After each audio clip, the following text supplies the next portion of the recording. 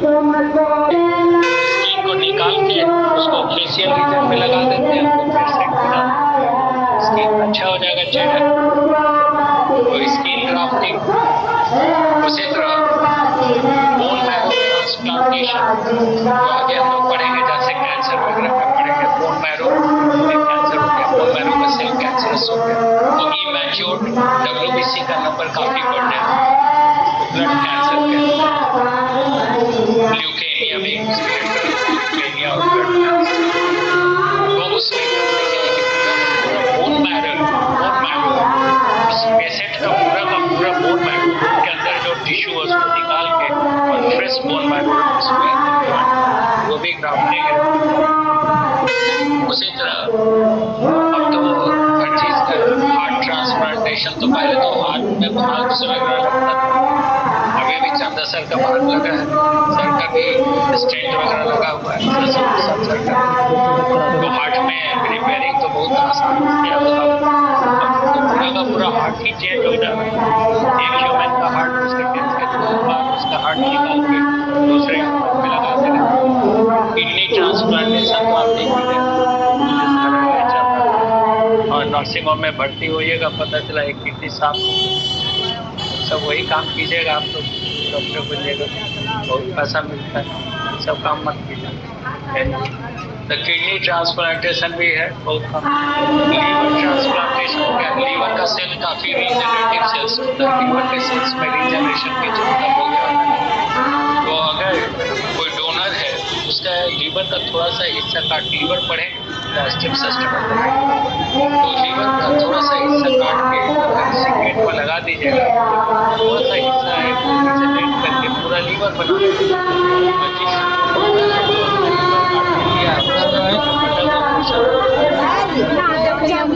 हालांकि ये काम उसमें एक्सेप्टेबिलिटी को कम देखा जा रहा है, हो रहा है इंडिया में भी हो रहा है, वो काफी हो रहा है।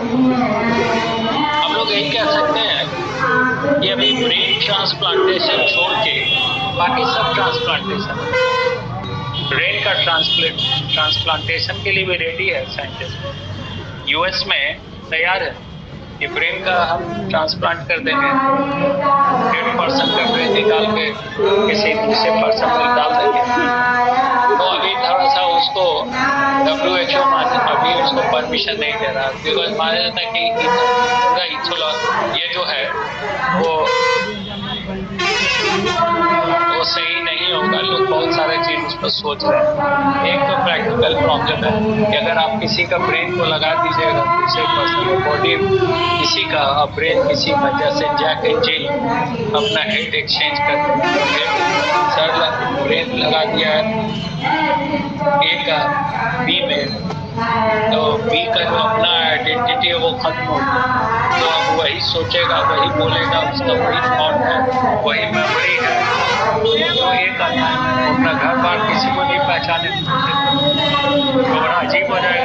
इंसान का शरीर एक का है और ब्रेन किसी दूसरे का लगा दिया, तो अभी ये सब बात चल रही है, लेकिन रेडी है, हम समझते हैं कि 1 साल के अंदर ये भी हो जाएगा, बस परमिशन की इंतजार है।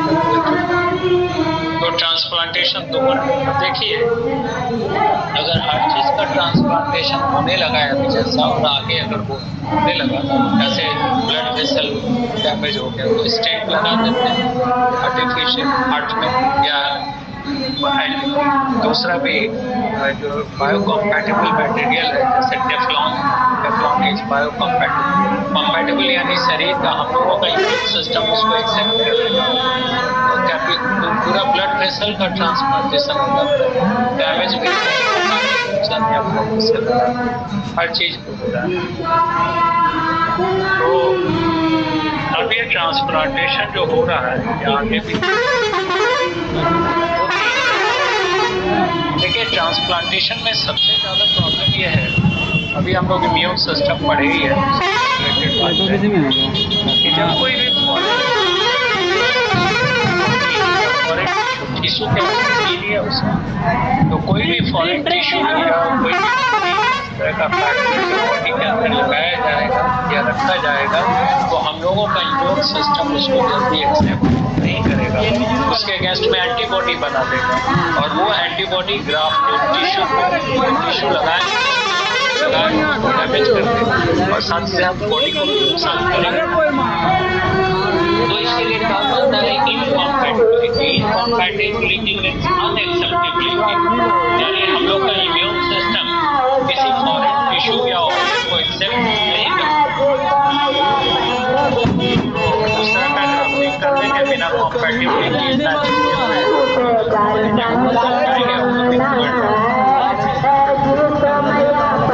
तीन तरह का ग्राफ्ट, एक तो आइसोग्राफ्ट, दूसरा एलोग्राफ्ट और तीसरा हेटेरोग्राफ्ट। अब देखिए इसको जेनोग्राफ्ट भी कहते हैं, आइसोग्राफ्ट, एलोग्राफ्ट और तीसरा जेनोग्राफ्ट या हेटेरोग्राफ्ट। अब देखिए ऑटोग्राफ्ट, आइसोग्राफ्ट, आइसो मीन्स हो गया सेम। आइसोग्राफ्ट में donor and recipients both are identical twins. They have same genetic constitution और they may be the same person. जैसे एक ही पर्सन का अभी बताया कि थाई का स्किन पैर से निकाल के स्किन को चेहरे में लगा दिया, ठीक हो गया। डोनर भी वही है, रिसिपिएंट भी वही है। Donor and recipient are the same person. तो फॉरेन टिश्यू वही नहीं, तो हम लोग का इम्यून सिस्टम उसको एक्सेप्ट कर लेता। इसको ऑटोग्राफ्ट कहते हैं। Auto means donor and recipient are the same person. तो सबसे ज्यादा कॉम्पैटिबिलिटी या एक्सेप्टेबिलिटी ज्यादा है ऑटोग्राफ्ट, और ग्राफ्ट रिजेक्शन का चांस यहाँ मिनिमम, सक्सेस का चांस है। दूसरा अभी कहा isograft, autographed, same person, minimum chance of rejection, maximum compatibility और एक्सेप्टेबिलिटी। दूसरा अगर कहें आइसोग्राफ्ट, तो आइसोग्राफ्ट में donor and recipient are the identical twins. They have same genetic constitution. कैसे देखिए आप ट्विंस की बात आ गई, तो दो तरह के ट्विंस होते हैं, एक तो डाइज़ाइगोटिक ट्विंस और दूसरा मोनोजाइगोटिक ट्विंस। डाइज़ाइगोटिक ट्विंस को कहते हैं फ्रैटर्नल ट्विंस और मोनोजाइगोटिक ट्विंस को कहते हैं मैटरनल ट्विंस। किसी को आइडेंटिकल ट्विंस देखिए, जैसे ओव्यूलेशन में एक ओवम रिलीज होता है, फिर मान लीजिए कभी कभी दो ओवम रिलीज हो गए, दोनों ओवरी से एक रिलीज हो गए। तो अगर दो ओवम रिलीज हो गए और दोनों अलग अलग स्पर्म से फर्टिलाइज हो गया, तो ये दो जाइगोट बना, ये दो अलग अलग जाइगोट बना। These are two different zygotes और ये एम्ब्रियो में डेवलप हो गया, फीटस डेवलप हो गया, बच्चा तैयार है। तो इसको कहेंगे डाइज़ाइगोटिक ट्विन, दो जाइगोट से बना है, अलग अलग है। तो यहाँ पे ये सेक्सेस सेम भी हो सकता है, दोनों मेल भी हो सकता है, दोनों फीमेल भी हो सकता है, कोई एक मेल या फीमेल हो सकता है, और दोनों का कैरेक्टर एग्जैक्टली कभी एक जैसा बिल्कुल नहीं मिलेगा, थोड़ा बहुत डिफरेंस। तो इसको कहेंगे डाइज़ाइगोटिक ट्विन और फ्रैटर्नल ट्विन। फ्रैटर्नल। अब देखिए दूसरा क्या है, नॉर्मल हो गया है मोनोजाइगोटिक ट्विन। जैसे एक ओवम है, सिंगल स्पर्म फर्टिलाइज किया, ये जाइगोट बन गया, एक जाइगोट बन गया। हमने देखा इस जाइगोट में क्लीवेज होता है, आगे हम लोग पढ़ेंगे cleavage, division, mitotic division in zygote. तो अब ये क्लीवेज हुआ, तो क्लीवेज के समय में ये साइटोप्लाज्मिक डिवीजन होता है, लेकिन दोनों एक दूसरे से अलग नहीं होता है। ये पहले 2 सेल बना, फिर 2 से 4 बना, फिर 16 सेल बन जाएगा, तब कहेंगे मॉरूला। मॉरूला से फिर ब्लास्टोसिस्ट डेवलप होगा, फिर एम्ब्रियोनिक डिस्क बनेगा, फिर जर्म पेयर बनेगा, फीटस तैयार होगा, एक फीटस बन जाएगा। लेकिन कभी कभी हो सकता है कि जब पहला डिवीजन हो तो पहला डिवीजन के समय में ये दोनों पार्ट अलग अलग हो जाएं, यानी ये दो एक से बन गया दो सेल, और क्लीवेज जो होता है माइटोटिक डिवीजन, तो दोनों में नंबर ऑफ क्रोमोसोम्स क्या रहेगा, सेम। अब ये दोनों ग्रो कर जाएगा फीटस, तो दोनों का फॉर्मेशन एक सिंगल जाइगोट से हुआ है, इसलिए इसको कहेंगे मोनोजाइगोटिक ट्विन और maternal twin, and these are also called identical twin. जैसे राम श्याम सीता गीता, चेहरा मोहरा सोच सब कुछ एक जैसा, दीज आर आइडेंटिकल ट्विन। इनमें जेनेटिक कॉन्स्टिट्यूशन काफी हद तक सेम है, सेक्सेस भी सेम होगा। तो ये हो गए मोनोजाइगोटिक और ये हो गया डाइजाइगोटिक ट्विन। अब कभी कभी होता है कि ये जो सेपरेशन हुआ है सेल का, ये पूरा सेपरेट नहीं हुआ, कुछ हिस्सा जुड़ा रह गया। मान लीजिए यहाँ से सेपरेट हो गया और ऊपर वाला जुड़ा रह गया, तो अब दो ट्विन बनेगा, लेकिन दोनों का कुछ हिस्सा आपस में अटैच रहेगा।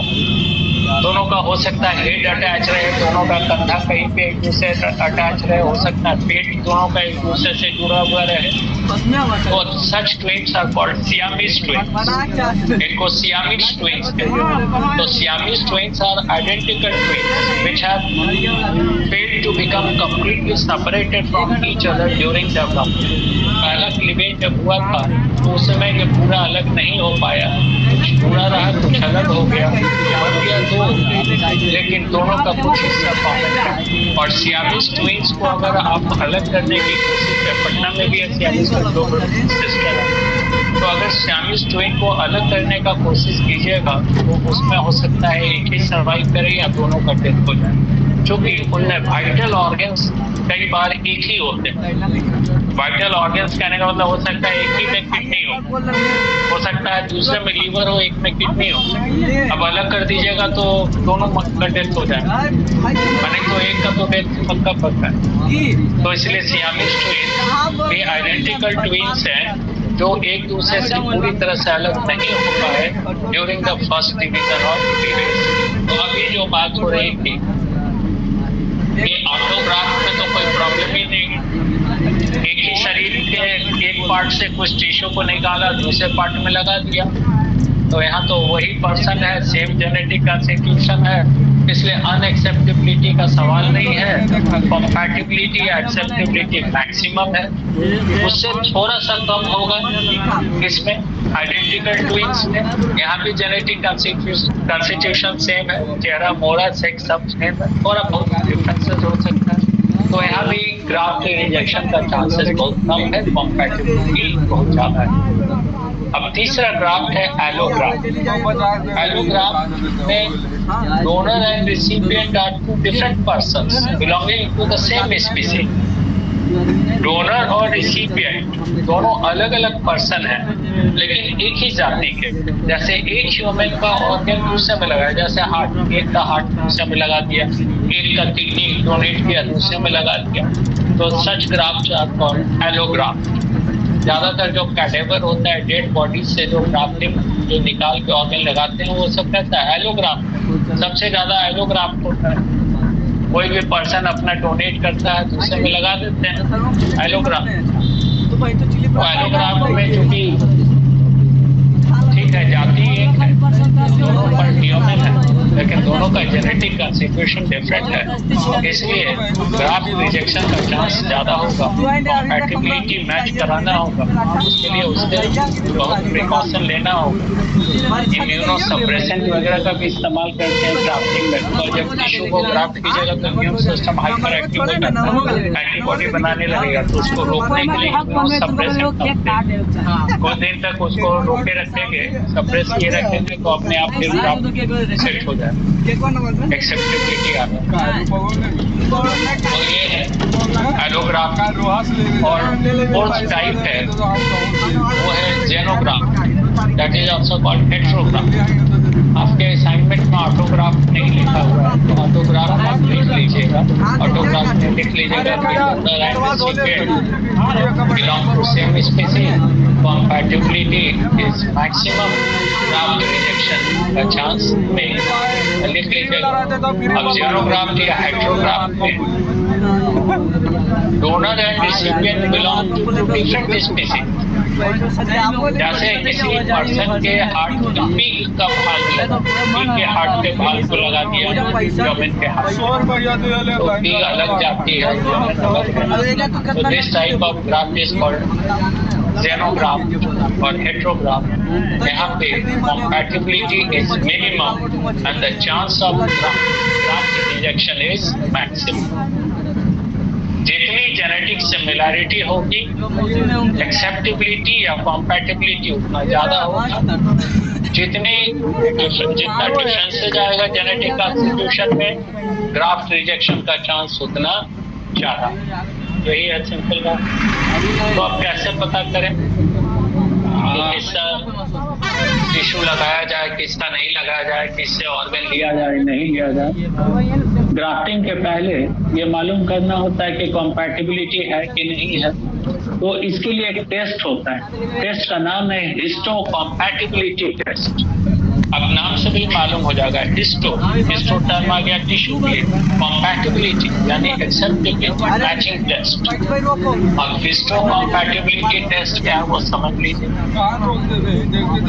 हिस्टो कॉम्पैटिबिलिटी टेस्ट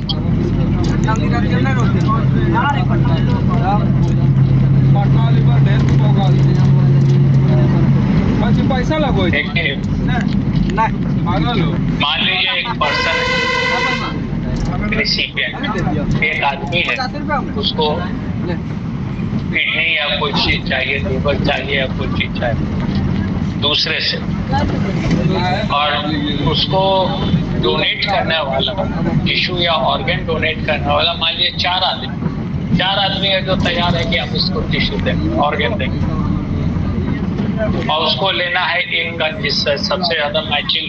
टेस्ट कैसे करें? तो 4 सैंपल है, ये 4 सैंपल है एक ही रिसिपिएंट का। रिसिपिएंट एक है और उसका ब्लड, उसका टिश्यू का सैंपल 4 जगह ले लिया।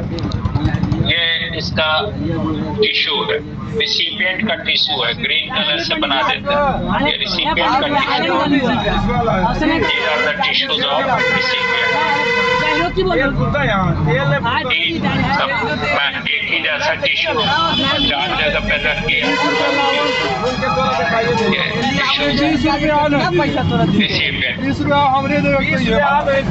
चार प्रॉस्पेक्टिव डोनर है, 4 डोनर है जो कहता है कि हम इसको देंगे, टिश्यू देंगे, ऑर्गन देंगे। अब उसमें एक सेलेक्ट कर, तो मान लीजिए एक डोनर है, एक डोनर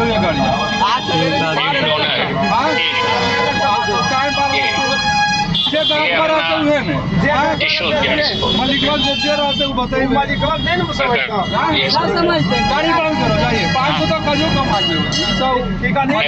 ये भी अपना टिश्यू सैंपल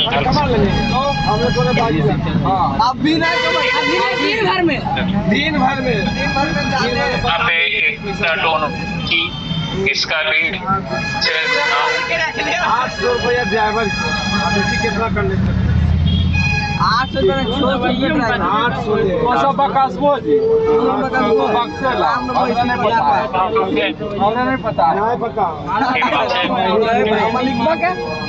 अरे वो तो तलैया पर रोका ले, तलैया पर रोका ले,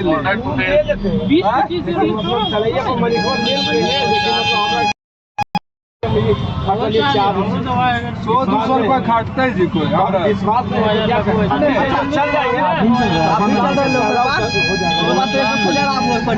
समझिए कि अभी आप चल जाइए तो तुरंत पंडित जी चल तुरंत मतलब बदलाव की हो जाए। हमारा इनकमेंट होते चल रहे नहीं समझ मालिक बसवा नहीं चलो तो कैसे को रोका दे, टाइम रहे ऐसे तो पंडित जी एक आदमी को 500 जरूरी आना चाहिए, कम से कम आना चाहिए। लेकिन अभी 4 से कहियो 100 रुपया कहियो 200 आप भी गए यदि मनी मंदा मन बासवा भरल हो तो कहियो 100 रुपया ले खाली रोज ये कमाबो नहीं भरल होते तो ये कमी नहीं करते पैसा भरल है तो कौन कमाएंगे एक काम कर हम गाड़ी पैसा फेर के आबो ये तोरा गिन दे कि कितना तू अंदाजा लगाओ कितना ठीक है गाड़ी तो कहिए कितना है पहले तो नहीं जानतो हां कुछ नियम 500 गाड़ी में कितना बुक दे बताओ वो तो हम नहीं जानो तो बुक करो हमरा के बताओ तो आ जाओ बताओ जया बुक रहो जया भिड़वा काम रहो ये कमाओ अब भरल है तो कमाएबे चल हो गया, चाहे बकवास नहीं करते। अरे ऐसे उम्र में